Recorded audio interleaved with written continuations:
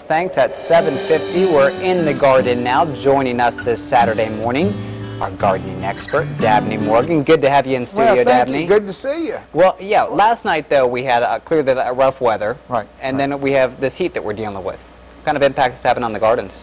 Well, you know, it's some plants are getting a little bit of sun scald, but in general, we've had such a good season thus far that things are holding up pretty good. The biggest problem that I've noticed is we've had a little bit more disease this year in years past, and in particular on the crab apples, the flowering pear, the malice plants, and that's fire blight, and that's where the ends of the branches turn brown. It's actually diseases within the plant. And the problem is, unfortunately, there's not a lot you can do as far as spraying because the disease actually, from what my understanding, entered through the blooms, and once it's in the plant, trying to curtail it, it's very difficult. So the only thing you can do is cut those dead branches out. But keep in mind, when you do prune, always clean your pruners with rubbing alcohol or something, because you can transfer the disease from one spot to the other. Really? So that's been a real problem, and it also attacks cotoneaster. That's some good advice there. Well, let's get to our phone line. Russell's in Chesapeake. He's standing by with a question for you. Hey, Russell, good morning. What's your question for Dabney?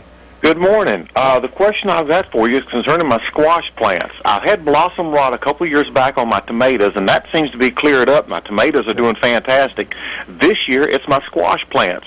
The squash plants have pretty blooms on them. The blooms look good, and the little squashes will form, and then all of a sudden, it looks like instead of the blossoms falling off of that small squashes, they're actually rotting and turning the squash brown, and the squash is starting to rot before it can even form good. Right. What's the deal there? Primarily what it is just too much water.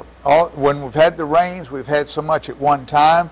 And remember, when it gets hot, a lot of times folks look at these temperatures and say, gosh, I got to water. Yes, you do need to possibly water because things are dry, but it doesn't need the deep watering so much, because with the humidity in the heat, plants to a degree start to slow down, so you may need to water every 2 to 4 days, but don't water heavily. And that heavy watering is what causes that, because the roots just stay too wet too long. And is that caused by folks watering for themselves, or is that caused by deluges that we had last night? Well, to be honest, probably more us assisting with what the rains, because, you know, when you get rain, you have a certain amount of air in the water, and it doesn't seem to give you the damage that when we do hand watering, because the water's just not the quality you get out of the sky. Gotcha. All right, got another caller on the line, Josh in Surrey County. Good morning, Josh. What's your question for Dabney? Yes, I have a watermelon plant, but I can never get the watermelons to grow. What are you going to do? Yeah, throw some fertilizer out there, and again, watermelons, cantaloupe, a lot of these type plants are more drought-tolerant plants, so back off on the watering, and that should make a difference. And of course, we've had a lot of folks call too that the problem is they're getting a lot of growth this year, but not getting a lot of fruit.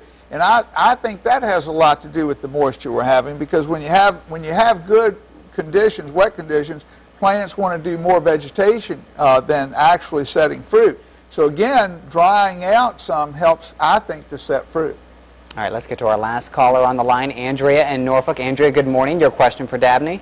Yes, I started a flower garden in the front, and the grass continually grows up into my flower bed. How can I keep the grass out?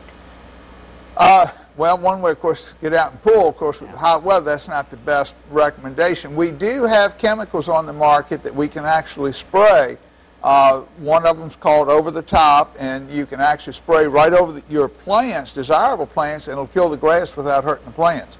But always, whenever you're using chemicals, you know, you need to sit down and read directions carefully, because a lot of these things will have precautions as far as the temperature when you can apply them, and of course how to apply them, and also how to mix them. You know, some folks seem to think a little bit is okay, but if you mix it heavier, it's great. Well, not so when you go into chemicals and you're spraying over desirable plants, because you can actually cause more problems than you want. You brought up a great point with Andrea, is that she has to pull those grass weeds, that she should do it when it's not as hot out to avoid this hot weather. Right. Dabney Morgan, great to have you in the studio Good to this see morning. you. We love having you here. Well, thank you. Nice to be here. Get you here more often, answer some more questions. A lot of folks want to hear from you. All right, Dabney.